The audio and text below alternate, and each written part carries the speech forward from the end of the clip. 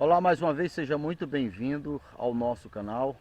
Meu nome é Charles Araújo e nós iremos falar nesse momento a respeito da nossa formatação. Veja só, nós somos 3 em 1, é isso mesmo, não se assuste, nós somos 3 em 1. Nós somos corpo, alma e espírito. O nosso espírito, ele é formado por todas as palavras que nós ouvimos e o recebemos como verdade. Nós somos o conjunto da nossa crença. Todas as coisas que aconteceu conosco, desde que nós nos entendemos de gente. Na verdade, hoje é cientificamente comprovado que mesmo antes de nós nascermos, no útero das nossas mães, já estávamos sendo definido a nossa personalidade, a partir e através dos acontecimentos testemunhados pela nossa mãe, pelos acontecimentos em torno, a nossa personalidade já iria sendo formada. E após nós nascermos, continua a nossa formatação. Diz todos os especialistas no assunto que a palavra de Deus não contradiz, diz o seguinte: até os nossos 7 anos de idade, nós não tínhamos a capacidade de separar o que é correto e do que é errado. Isso significa dizer que tudo o que aconteceu em nossa volta automaticamente passou a fazer parte da nossa personalidade. Por isso, a parte mais importante nossa é a parte que foi formatado lá até os nossos 7 anos de idade. Você pode observar que cada ser humano, cada pessoa tem a formatação da sua família, porque nós somos produto do meio. Eu já vi várias vezes, e se você ainda não prestou atenção, passe a prestar atenção. Traga 2 ou mais crianças a partir dos 7 anos de idade, que é essa data que a criança não tem ainda uma opinião formada. Então se percebe claramente a diferença do comportamento de uma criança para outro. Mas como assim? Se a criança ainda nem tem a capacidade de separar o certo do errado? Pois é, isto é o suficiente para se perceber e para se ver a diferença das suas famílias, das formatações que cada um foi formado. A partir dos nossos 7 anos de idade, obviamente, os acontecimentos ao nosso redor continuará nos formatando. Mas agora nós temos o que eu chamo de porteiro. O nosso porteiro nada mais é do que a nossa mente consciente. Segundo os estudiosos, para que você possa entender, 95% de nós somos subconsciente. E os resultados das nossas vidas é proveniente do nosso subconsciente. Porque o nosso subconsciente é quem coordena as nossas ações, os nossos atos, as nossas decisões, a nossa percepção de vida. E são os resultados das nossas ações que determinam o resultado das nossas vidas. Portanto, se a sua vida é boa, se você tem resultado positivo, tem conquista, então apenas aperfeiçoe, mas não mude a sua crença, porque os resultados estão mostrando que a sua crença, ela está em comum acordo com a vontade de Deus, porque Jesus que só veio para que nós tivéssemos vida e vida com abundância. Ele disse ali em João 10, O ladrão só veio para matar, roubar e destruir, mas eu vim para que tenha vida e vida com abundância. Então todos os estudiosos afirmam que o nosso subconsciente é ele que determina os resultados. Como também a nossa mente consciente, que corresponde a 5%, o conceito dela do que é certo e do que é errado é a partir do que nós estamos formados, é a partir das nossas crenças. Por isso é difícil mudar alguma pessoa, como eu sempre tenho falado. Não se muda uma pessoa de fora para dentro. Para mudar uma pessoa, primeiro é necessário mudar o seu conceito de mundo, mudar as suas crenças, mudar o seu modo de ver e de agir. Porque é a partir do nosso conceito do que é verdade e do que é mentira. Então veja só, para fazer parte do nosso subconsciente, primeiro tem que ter o aval, a permissão do 5% da nossa mente consciente. E a nossa mente consciente vai definir como verdadeiro aquilo que o nosso conceito está formado. Por isso, se a fé de uma pessoa não traz resultado, isto significa dizer que o seu conceito de verdade não é verdade. Olha Jesus, João 14, verso 6. Eu sou o caminho, a verdade e a vida. Ou seja, se o resultado não é vida, isso significa que você não está no tripé. E mais uma vez se vê o equilíbrio dos três. Eu sou o caminho, 1, a verdade, 2, e a vida, 3. Isso está em tudo, corpo, alma e espírito. Então vamos lá. Ali em João 10, onde Jesus disse, o ladrão não veio senão para matar, roubar e destruir, mas eu vim para que tenha vida e vida com abundância. Você jamais encontrou um ladrão na rua. Eu estou falando do ladrão que Jesus se referiu, que não se trata de ser um homem. O homem apenas é a materialidade do espírito que está dentro desse. Se um homem é ladrão, se ele rouba, isto mostra o que está dentro de si. Você nunca encontrou nem Jesus e nem o diabo. Mas nós, ao entendermos que Deus é espírito, espírito é energia, aonde muitos estudiosos chamam a substância amorfa ou o cosmos, na verdade que é Deus, a inteligência divina, que a energia criadora de todo o universo, e ali é uma inteligência divina. Não só a inteligência divina, como essa energia ou espírito, ela tem personalidade. Isto mesmo, Jesus, Deus, é uma personalidade. Então vamos lá. O diabo, que também é uma energia, que também é espírito, ele também é uma personalidade que também é inteligente.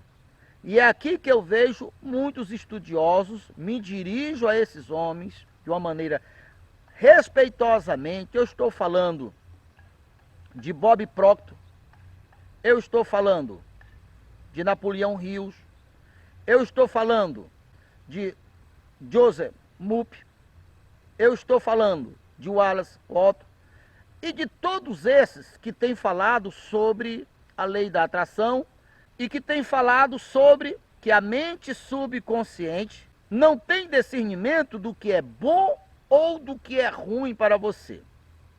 E assim sendo, aquilo que você conseguir visualizar, aquilo que você conseguir mentalizar é aquilo que nasce. E eu lhe digo, sem nenhum medo de errar, que mesmo esses homens tendo prestado um grande serviço para a humanidade, mas naquela época ou na época deles, eles não entenderam a totalidade dessas verdades. Por quê? Primeiramente, Deus, ele está de um lado só. Não se pode sair água doce e a água salgada da mesma fonte. Traduzido para o assunto seria: o mesmo Deus que dá vida, ele não dá morte, porque não é Deus que dá morte. Lá no Gênesis, Deus disse: haja luz, e separou a luz das trevas. Está escrito. Não se engane, tudo que se diz respeito à vida veio do alto do Pai das luzes, que é o mesmo que Jesus está falando em João 10:10. Ele, Jesus e Deus que é um, ele só veio para que nós tivéssemos vida e vida com abundância. Mas o ladrão, que é o diabo,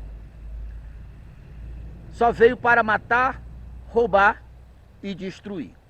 O que muitos acham que se trata de uma mente subconsciente, nada mais é do que o nosso verdadeiro ser, ou o nosso ser original. Jesus se dirigiu a essa parte nossa como o nosso homem interior. Em outra ocasião, ele também se dirigiu como coração. Por exemplo, se disseres a esse monte, monte, ergue-te daqui e lança-te do mar, e não duvidar no coração, assim se fará. Deixa eu lhe falar o que de fato tudo isto está significando ou significa. Veja só, aqui que está o segredo que agora vai ser revelado. Enquanto estávamos sendo formados, nós estávamos sendo formados por palavra. O crer só vem pelo ouvir. E as palavras são Deus ou o diabo, vida ou morte, luz ou treva. Eu vim para que tenha vida, olha Jesus aqui, e o ladrão só veio para matar, roubar e destruir. Então nós somos três: nosso corpo, o nosso intelecto, que é o nosso ser inteligente, e o restante disto é do que nós fomos formados. O que nós fomos formados é que compõe o nosso espírito. Então veja só, esses estudiosos dos quais nós temos falado, que têm dado sim a sua parcela de cooperação, eles falam o seguinte: que aquilo que nós pensarmos e aquilo registrar em nossos corações, se aquilo que nós pensarmos é coisa boa, aquilo se materializa. Porém, se o que nós pensarmos não for coisa boa, aquilo se materializa também. E daí que eles dizem que a nossa mente consciente não tem a capacidade de discernir o que é certo do errado. O fato é, aquilo que nós sentimos, aquilo que nós nos envolvemos emocionalmente com ele. Aqui muitos, nem de longe, entenderam que nem Deus é um ser que não pensa e nem o diabo. Deus e o diabo são personalidades, são inteligentes. É que o diabo usa os mesmos princípios que Deus usa, porque isso é justo. Aí que faz a diferença. Veja só, os teus pensamentos correspondem à energia, a mesma energia criadora de todas as coisas. Eu vou usar para que você possa entender. É o óvulo do homem. O óvulo do homem com o homem não se reproduz. Veja só. Então os nossos pensamentos, ele leva o recado diante de Deus, seja por palavra ou só por crença, que é chamado a lei da atração, que não é nova. Jesus já tinha falado isso várias e várias vezes, e outros apóstolos, quando disseram: tudo que pedir crendo recebereis. Ou seja, a condição para alguém receber alguma coisa é ao pedir, se considere como se já tivesse. E eu posso acrescentar uma frase muito conhecida dos cristãos: a alegria do Senhor é a nossa força. Quando nós mentalizamos algo, o nosso pensamento define aquilo, e aquilo nos gera uma alegria, corresponde que os nossos pensamentos alcançou o respaldador, que é o nosso coração ou os nossos corações. Se disser esse monte, ergue-te daqui, lança-te no mar, e não duvidar no coração. Entende isto? Então veja só, é aqui que muitas pessoas se frustram, Porque eles pensam, eles falam todos os dias, mas não compreendeu, a luz não veio no coração, não se materializou. É verdade que o poder criador de Deus, e esses homens têm ajudado e ajudado muito, o poder criador de Deus, a substância amorfa, o Espírito de Deus, está dentro de nós. Nós somos uma extensão do Todo-Poderoso, não é à toa que a Bíblia diz, vós sois Deus, tenho pregado bastante, Salmo 82. Jesus falou da mesma coisa para falar que nós somos da mesma espécie de Deus, quando ele usou a parábola da árvore verdadeira, em João 15. O pai é o agricultor, e eu sou a árvore verdadeira, todo galho ligado em mim, dá fruto. Quando eu creio, pensamento, energia, a mesma energia criadora de todas as coisas é Deus, estar aqui dentro de mim, eu sou um com Deus, estar aqui dentro de mim. Só que eu preciso, essa fé vai alcançar a fertilidade, assim como há uma intimidade do homem com a mulher, e de todos os seres de espécie masculina e feminina, precisa ter uma fusão do seu DNA dos óvulos. Isso acontece quando eu me emociono, quando me traz alegria, a alegria do Senhor é nossa força. Então se consumou, qualquer coisa que você crê, aquilo acontece. Pois é, mais uma vez é aqui que muitos não entenderam, que acham que o diabo não é inteligente. É inteligente, tanto é, que ele usa esse mesmo princípio. Quando através de situações negativas que te traz dores, te traz tristeza, te traz solidão, te traz angústia, com escassez, com acontecimentos errados. Então, quando aquilo alcança o seu coração, ainda que negativamente, você também alcançou o ápice. Você acabou de gerar um filho da mesma espécie daquele que está te dando dor de cabeça. Se é escassez, vai vir mais escassez. E você acha que é por acaso? Não é por acaso e nem foi Deus, foi o diabo que fez isso. Foi o diabo que fez isso. E ele não fez isso por acaso, é o ladrão. Eu vim para que tenha vida e vida com abundância, João 10:10. E o ladrão, cadê o ladrão? Esse sentimento, essa angústia, essa tristeza que te gerou uma emoção negativa, mas é emoção.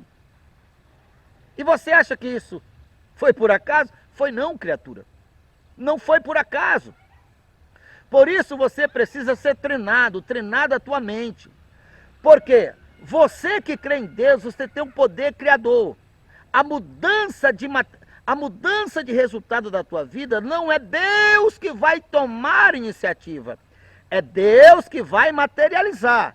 É Deus que vai realizar. Mas Ele só pode realizar através e a partir do teu respaldo da fé.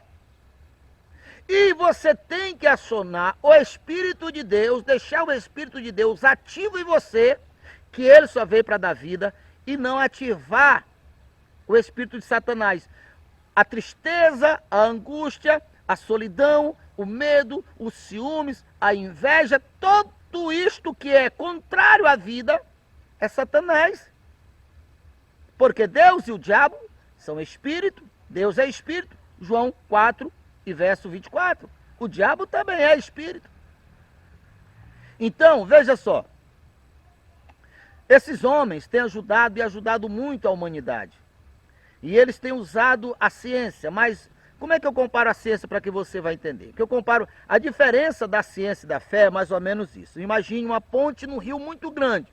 Ela tem, sei lá, vai ter 100 quilômetros. Então você chega aqui ao pé da ponte, você olha para a ponte, obviamente você vai ver o quê? 3 ou 4 quilômetros.